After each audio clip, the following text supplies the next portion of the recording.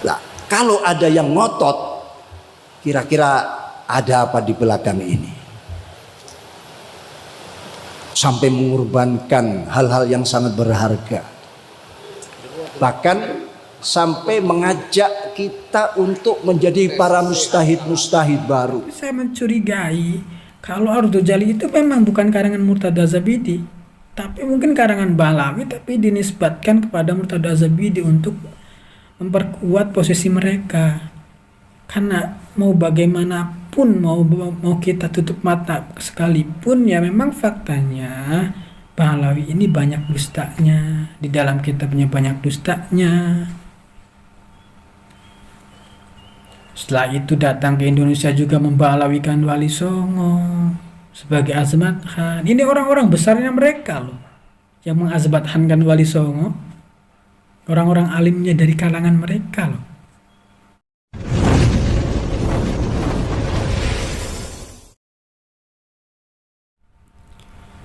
Assalamualaikum warahmatullahi wabarakatuh. Bismillahirrahmanirrahim. Langsung saja ya. Saya membuat video ini untuk menanggapi dua statement yang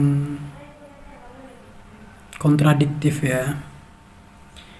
Yang pertama statement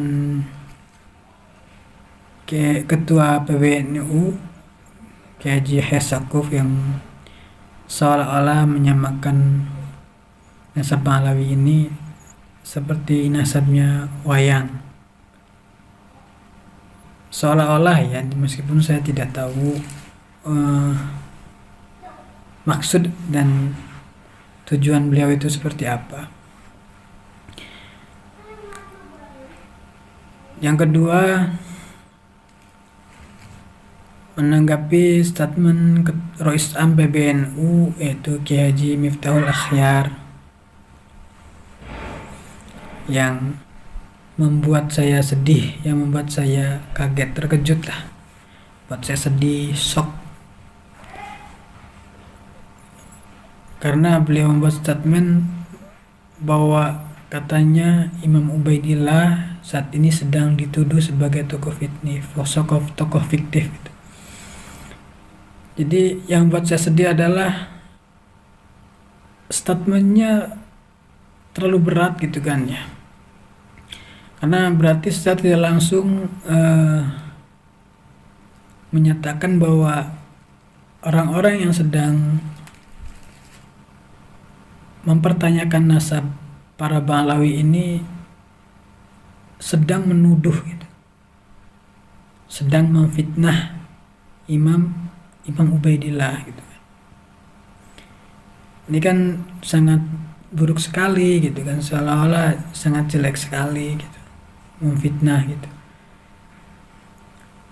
Padahal kalau beliau Kiai Haji Miftahul Akhyar tidak membuat statement seberat itu, misalkan beliau membuat pernyataan bahwa kalau menurut saya husnuzon saja, atau kalau menurut saya nasab Bahlawi itu nasab soheh dan kita husnuzon saja, atau sebagainya lah, sesamanya semisalnya, mungkin saya juga tidak akan keberatan dan saya juga mungkin tidak akan membuat video ini. Tapi karena statementnya memang terlalu berat gitu kan, dan terus terang membuat saya sangat sedih. Maka terpaksa saya membuat video ini. Karena kita yang sedang mempertanyakan nasab Bahlawi ini tidak sama sekali sedang tidak memfitnah atau menuduh mereka gitu kan. Jadi bukan berangkat dari bencit kemudian terus memfitnah, terus menuduh mereka, bukan. Ini murni berangkat dari kajian ilmiah gitu, dari penelusuran dalam kitab-kitab nasab, yang mana memang kitab-kitab mereka, nasab-nasab mereka ini banyak sekali kemuskilan, kejanggalan, keanehan seperti itu kan. Jadi banyak kebohongan, banyak kedustaan. Artinya karena adanya seperti itu, banyak kebohongan, banyak kedustaan, wajarlah kita ini mempertanyakan keaslian mereka gitu kan. Bahkan akhir-akhir ini justru saya meyakini bahwa mereka emang bukan keturunan Ahlul Bait gitu, karena sama sekali tidak terbukti gitu kan. Sama sekali tidak terbukti dan aneh sekali gitu. Memang karena aneh sekali. Ya anehnya itu contoh misalkan gitu kan, Imam Ubaidillah yang digambarkan sebagai sosok yang ulama besar, ulama sepi, ulama ini yang sangat hebat sekali gitu ya, disifati dengan sifat-sifat yang luar biasa, Faqih Muqaddam yang subhanallah gitu, sampai tidak di bawahnya Syekh Abdul Qadir Jailani gitu untuk martabat kedudukannya. Tapi nyatanya gitu, profil-profil mereka ini tidak terdeteksi oleh ulama ahli nasab dan ahli sejarah pada zaman itu. Jadi anehnya orang-orang yang digambarkan sebagai sosok-sosok besar ini justru profilnya itu baru ada setelah 500 tahun kemudian, setelah 600 tahun kemudian gitu. Tapi oleh ulama-ulama ahli sejarah yang pada zaman itu, yang sezaman dengan mereka-mereka ini, justru mereka tidak mendeteksi gitu, tidak menuliskan, tidak terdeteksi dalam kitab sejarah manapun, di dalam kitab nasab manapun. Ini kan aneh gitu kan. Ini kan aneh gitu. Nggak tahu kalau memang bukan orang, tidak diceritakan sebagai sosok orang besar, mungkin sosok yang orang biasa saja gitu, hanya petani saja gitu kan. Ya wajar kalau orang ulama ahli sejarah tidak menuliskan riwayat tentang mereka, karena emang bukan orang yang berpengaruh juga gitu. Tapi ini digambarkan sebagai sosok yang derajatnya tidak lebih rendah dari Syekh Abdul Qadir Jailani, kok tidak terdeteksi oleh ahli sejarah pada zamannya gitu. Bahkan kitab sejarah Yaman sendiri, kitab sejarah Hadrami sendiri itu tidak ada, mereka itu tidak ada, tidak terdeteksi sama sekali. Jadi terdeteksinya itu setelah 600 tahun kemudian gitu. Sebetulnya ya saya sedikit memahami kenapa Kiai Haji Mufti Al-Ahyar membuat statement seperti itu. Mungkin, tapi saya menyayangkan karena terlalu berat saja statementnya. Mungkin karena beliau itu sosok yang hatinya khalis itu kan, hatinya tulus, murni itu kan, tidak ada dengki, tidak ada apa, mungkin ya, penuh dengan husnuzon gitu kan. Ketika melihat kitab Ar-Radul Jali karangan Syekh Murtada Az-Zabidi yang kealimannya itu benar-benar tidak diragukan lagi, seorang muhaddis, ahli hadis, seorang yang dikenal pada zamannya tentang kealimannya gitu kan. Tentu saja beliau merasa tidak ragu kepada Syekh Murtada Az-Zabidi ini gitu kan. Akan tetapi meskipun saya juga sama seperti beliau, tidak ragu sama sekali kepada Syekh Murtada Az-Zabidi ini, ketika melihat kitabnya Ar-Radul Jali yang konon katanya itu sebagai karangan Syekh Murtada Az-Zabidi, nyatanya faktanya di sana banyak kedustaan, banyak kebohongan gitu. Ini saya kasih catatannya, ini kedustaan, bukan kesalahan ya. Kalau kesalahan itu berbeda. Kalau kesalahan itu misal salah menyebutkan nama orang, atau salah memberikan gelar pada orang, pada sosok ulama siapa, atau salah apa, itu mungkin kesalahan. Kalau kesalahan saya bisa terima. Ulama siapapun yang namanya manusia ya bisa salah. Tapi kalau kebohongan ini saya juga jadi mempertanyakan, apakah kitab Ar-Radul Jali ini memang betul karangan Syekh Murtada Az-Zabidi?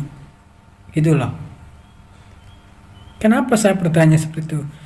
Karena di dalamnya banyak kebohongan.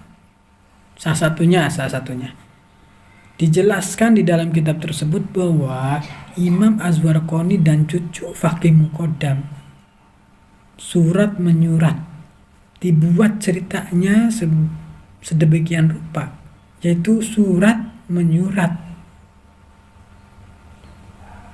yang padahal Imam Az-Warqani dengan cucu Faqih Muqaddam itu tidak satu zaman. Imam Az-Warqani sudah meninggal, cucu Faqih Muqaddam ini belum lahir. Bahkan dengan Faqih Muqaddamnya sendiri tidak sezaman, dengan kakeknya saja tidak sezaman, apalagi dengan cucunya. tapi dibuat ceritanya surat menyurat.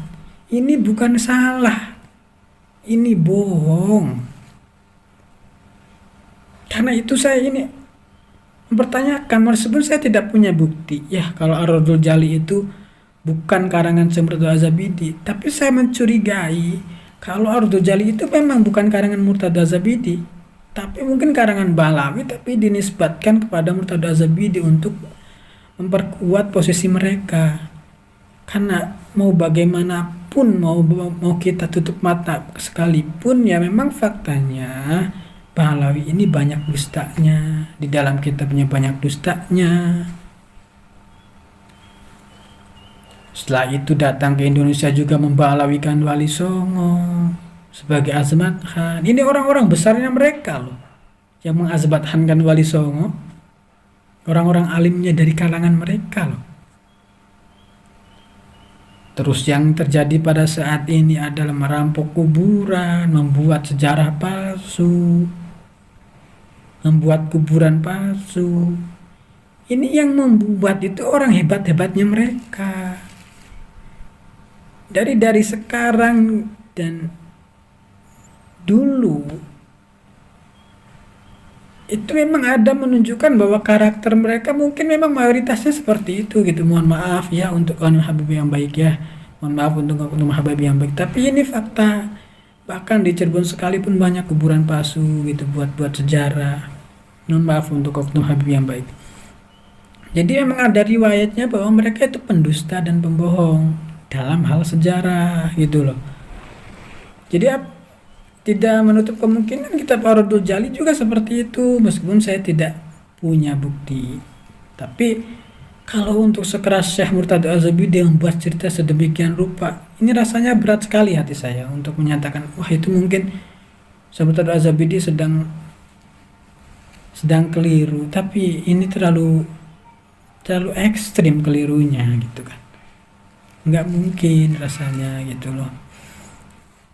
Ini kan ranah ilmiah ya kan, ranah istilahnya kebenaran atau kesalahannya itu kan memang bisa dicari gitu kan ya. Seperti statement beliau yang sebelumnya bahwa ya silakan kalau ini ilmiah ya silahkan dilanjutkan gitu kan. Ya oleh karena itu ya kalau memang kebohongan-kebohongan, kedustaan-kedustaan di dalam kitab-kitab mereka, terus kalau memang nasab mereka itu memang sahih gitu, memang ada buktinya gitu kan, kejanggalan-kejanggalan mereka bisa dijawab dengan baik gitu, bahwa ini bukan bohong, ini bukan dusta, tapi kebenarannya memang seperti ini karena ini, kami juga mungkin akan menerima itu, dan pasti saya akan meminta maaf kepada seluruh habaib, akan menarik semua ucapan kalau saya pribadi ya, untuk menarik semua ucapan-ucapan saya yang sudah disampaikan. Yang terakhir, mohon maaf saya terpaksa membuat tanggapan ini. Ngapunten Kiai, mohon maaf Kiai, mohon maaf. Mohon maaf. Ya, supaya kita ini yang sedang mempertanyakan nasab mereka ini supaya dilihatnya secara keseluruhan. Dilihatlah secara keseluruhan gitu Kiai. Dilihatlah secara keseluruhan. Agar apa? Agar supaya tidak seberat itu statementnya gitu. Supaya bisa memahami kami yang sedang mempertanyakan ini gitu. Tidak seberat itu statementnya gitu. Mohon maaf, Pangapunten. Suhun, terima kasih. Assalamualaikum warahmatullahi wabarakatuh.